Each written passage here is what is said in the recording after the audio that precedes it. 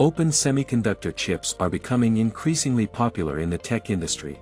They provide a platform for learning, debugging, and knowledge sharing.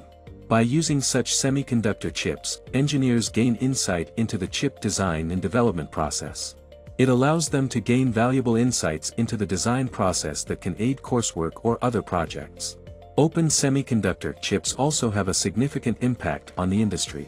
By allowing engineers to share their knowledge and collaborate on projects, they can create more efficient designs better suited for specific applications. It helps reduce costs and improve performance across the board. The long-term impact of open-source semiconductor chips can be significant.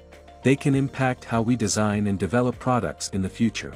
With more projects developed using open-source tools, we will likely see more ideas come to fruition shortly. Open semiconductor chips are becoming increasingly popular in the field of learning.